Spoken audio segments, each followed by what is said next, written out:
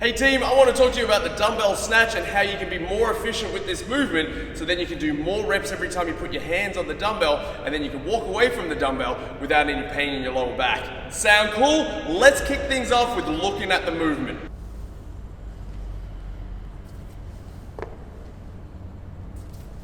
So now you're familiar with the movement of the dumbbell snatch, let's break it down and have a look at two major things that I like to focus on in relation to the dumbbell snatch, and that is the setup, and the second one is your eye line. All right, so let's start off with the setup. So I'm going to just turn to the side so you can see this.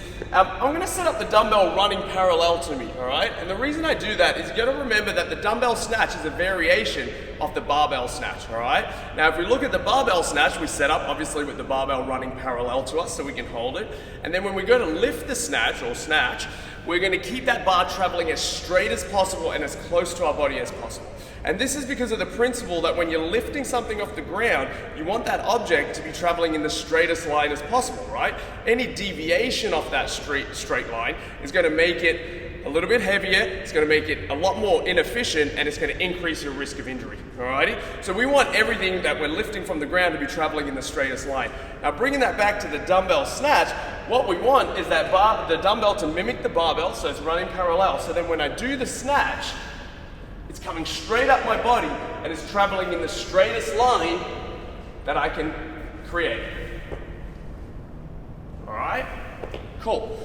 So an alternative to this is what some people do, and they set up with the dumbbell running perpendicular to it. All right, I'm not going to say that this is wrong. I'm just going to say it's slightly inefficient in relation to the movement, and usually the outcome is a sore back and a sore shoulder and a lot less reps, alrighty? So let's just take a look why that would be the case.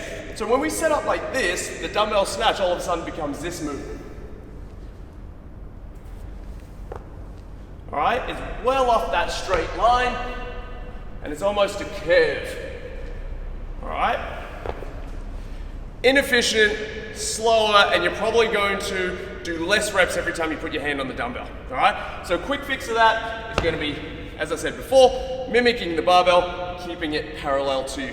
Cool? So that's the first thing, the setup. The second thing is going to be your eye line, all right? There's lots of points of performance with the dumbbell snatch, but these two things that I'm pointing out to you, the reason I like them is because you nail these two, and the flow-on effect is everything gets better, all right? So instead of having a video that has 10 points of performance of the dumbbell snatch, I'm going to only have 2, and these 2 are going to filter through everything else, all right? So back to it, the eye line, all right? With the eye line, simple.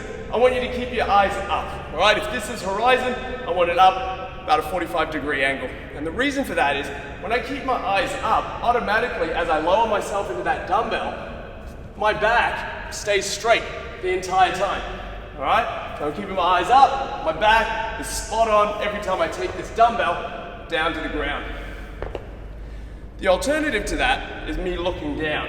So if I look down, I'm just going to automatically start to round my back, and this becomes more of a slingshot movement that is completely loaded or driven by my back, all right? Just demoing that to you doesn't feel good in my lower back. So the quick fix is instead of looking down, we're going to look up, and we're going to keep that back nice and set, all righty?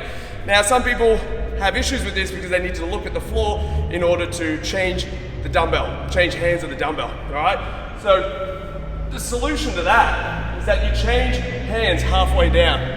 You're set, your eyes are up, tap, drive again. Cool? So when you practice that, granted, it's going to feel a bit fumbly the first time you do it, all right? I recommend going lighter, get that pattern down, dropping it into your hand, rotating, hitting it, and it'll become a lot faster.